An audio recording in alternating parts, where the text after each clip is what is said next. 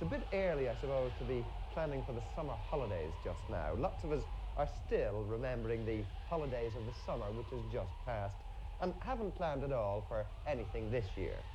But inevitably, some of you watching tonight will go to Achill Island off the Mayo coast this year. That is, if Board Fáilte's Holidays at Home campaign means anything at all.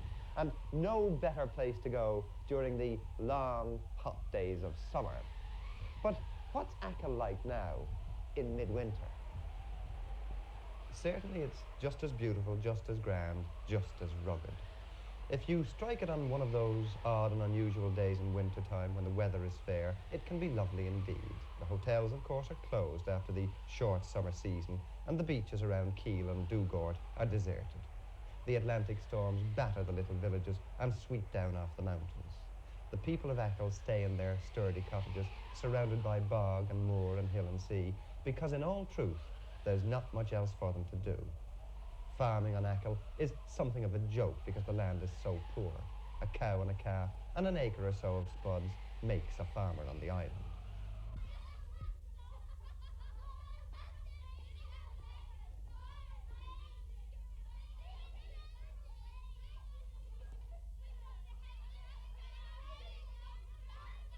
There's hardly a single whole family on the island that doesn't have sons, daughters, or a father in England. In Duach, there are 60 families, 172 children. Every single father is working in England. Migration is accepted as a part of life. There's no alternative except perhaps to starve. Before the war, they went to Scotland to work on the potato harvest. Today, they're on construction work. In the old days, they'd stay away for 3 or 4 months at a time. Today, they're lucky to spend even a month at home. And while they're away, it's the women who save the turf, look after the stock, do the men's work. There are women who see their husbands for only a fortnight in the whole year. It's a grotesque situation. This woman has 2 sons and a daughter who will grow up hardly knowing what it is to have a whole family. In a way, it's a form of divorce forced on them by circumstance. My father immigrated, and that's why I feel so strongly about this problem. He immigrated when I was 8 years of age, and he was absent from the family for the most important years of my life. And as a result of this, I hardly know him. And while he was away, my mother, like all the other mothers in Achill, had to work hard, work in fact like a slave, and try to raise a family with the head of the family over in England. Oh, the villages look prosperous enough. Duach, for instance, looks better than many a village on the mainland. But it's been built and maintained and only lives at all because of emigrants' remittances. If it wasn't for the money from England, it would have mouldered away years and years ago. Duiga, too, looks as if it had some life about it, but there are 40 houses here closed up and unoccupied because whole families have deserted it. Every now and then, the utter depression of the lives they're forced to live explodes into some sort of action. In 1937, the Kirkintilloch disaster, the death of 10 potato harvesters from Achill in a bothy fire in Scotland, shook the public into a realization of their plight. Something would have to be done to keep the men at home. But nothing was. Today, it's foot and mouth disease that's awakened their anger. 64 men and boys came home from Britain at Christmas and were prosecuted for going to their homes. They formed a protest committee, and out of it has grown the Achill Anti-Emigration Organisation, led by a young school teacher, John McNamara. This is composed of a parent body with representatives in each village, and those representatives will have a group of their own where they will have discussions, and their suggestions will be brought to a general meeting, and from there we propose to take action if the suggestions have merit. What sort of action can you take, and what sort of suggestions do you think you'll get? Well, we hope to get our county councillors and our TDs to work on those problems for us. In forming this organisation and in asking the government or somebody to come up with a solution, are you not really asking people to do things for you rather than do things yourselves? I don't think we are. We're prepared to make our effort, but there's only a certain distance we can go in this. And from once we are prepared to make our effort, and from once that's done, it's up to the government then to play their part.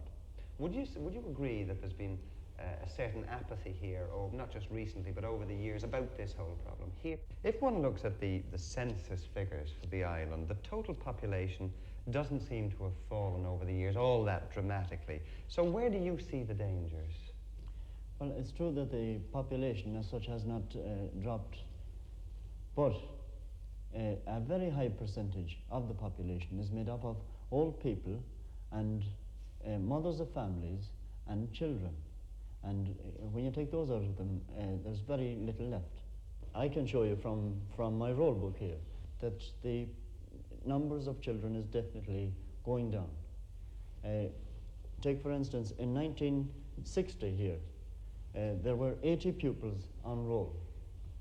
Now, there are 60 pupils on roll at the moment, but in 1972, there will be about 20. It's all too easy to find returned emigrants on Achill, returned for the time being, that is.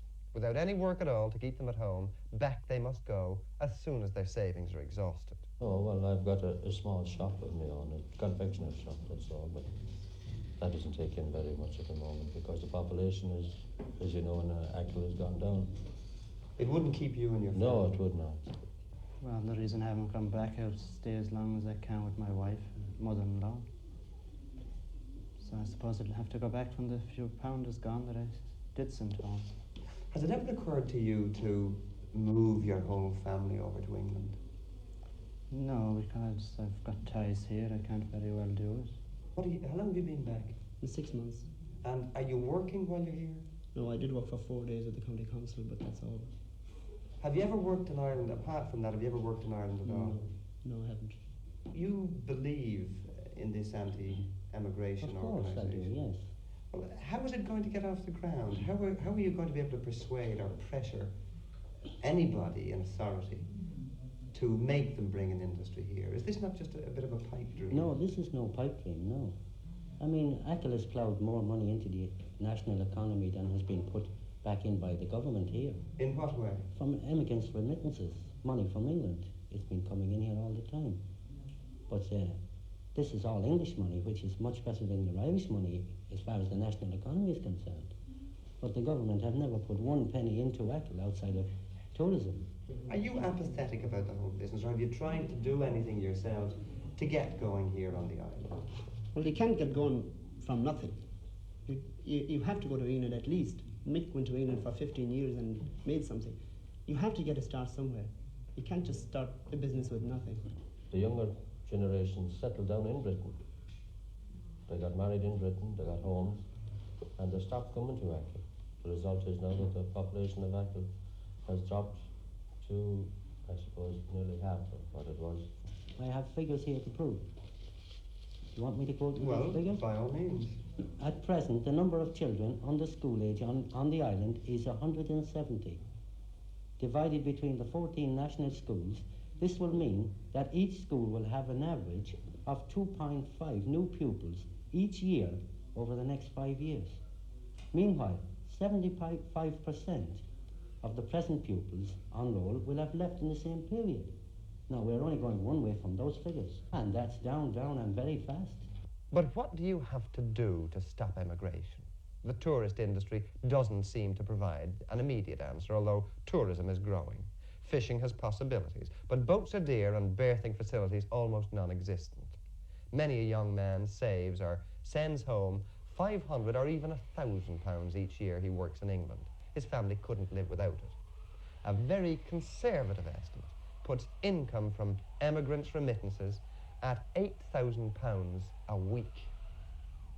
There's a feeling here that Achill's being abandoned, just as there seems on the mainland of Mayo to be one that Achill is doing all right, that tourism is the new bonanza here.